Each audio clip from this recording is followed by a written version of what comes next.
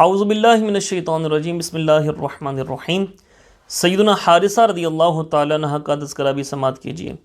یہ ایک کم عمر صحابی تھے مگر مجاہدات و مشاہدات میں اپنی مثال آپ تھے۔ ایک دن جانب عالم صلی اللہ علیہ وسلم نے ان سے پوچھا، کیف اصبحت یا حارثہ؟ حارثہ، آج تم نے کس حال میں صبح کی؟ حارثہ نے پوری یقین سے جواب دیا، یا رسول اللہ، اس حال میں صبح کی کہ میں پکا سچا مومن تھا۔ جانب عالم صلی اللہ علیہ وسلم ان کی اس دعوے سے متعجب ہوئے اور فرمایا، کیا کہہ رہے ہو، ذرا سوچ لو۔ حضرت حارثہ رضی اللہ تعالیٰ عنہ نے عرض کی، یا رسول اللہ، میں دنیا سے قطع تعلق کر چکا ہوں، رات بھر یاد خدا میں جاگتا ہوں، دن بھر روزے سے ہوتا ہوں، بھوکا پیاسا رہتا ہوں۔ اب میری یہ کیفیت ہو گئی ہے گویا میں عرش الہی کو اپنے روبرو پاتا ہوں، اہل جنت کو جنت میں ایک دوسرے سے ملاقاتیں کرتے دیکھتا ہوں، اور اہل دوزخ کی چیخیں اور فریادیں سنتا ہوں۔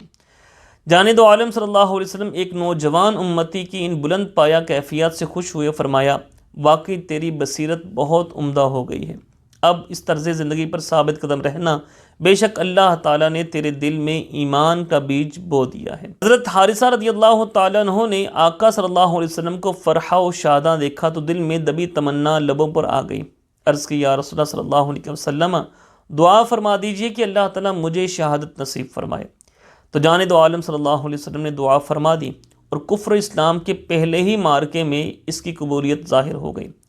غزوہ بدر سے فراغت کے بعد جب جانب عالم صلی اللہ تعالیٰ علیہ وسلم مدینہ منورہ واپس تشریف لائے تو حارثہ کی والدہ ماجدہ خدمت اقدس میں حاضر ہوئیں۔ عرض کی، یا رسول اللہ صلی اللہ علیہ وسلم، مجھے حارثہ کے ساتھ جیسی والیانہ محبت تھی وہ تو آپ کو معلوم ہے، اب مجھے بتائیے کہ میرا بیٹا کس حال میں ہے؟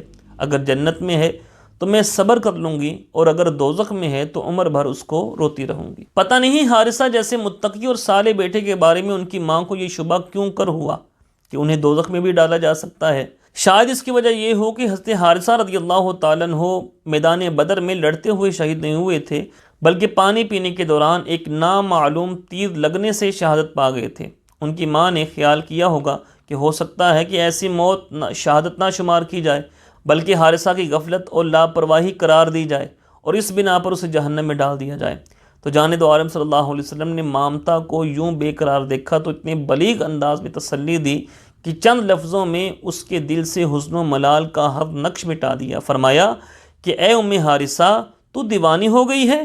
تو ایک جنت کی بات کرتی ہے، وہاں تو کئی جنتیں ہیں، اور ان میں سب سے اعلیٰ اور برتر جنت کا نام فردوس ہے۔ تیرا بیٹا کسی عام جنت میں نہیں گیا، بلکہ حارثہ فردوس اعلیٰ کا مقیم بنا ہے۔ اس سے بڑی بشارت اور کیا ہو سکتی تھی؟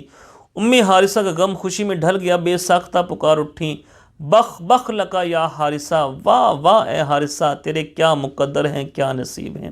رضی اللہ تعالی عنہ، اللہ تعالیٰ ان کے صدقے ہمیں بھی ایمان کامل عطا فرمائے، جنت الفردوس میں آقا دو عالم صلی اللہ علیہ وسلم کا پڑوس نصیب فرمائے۔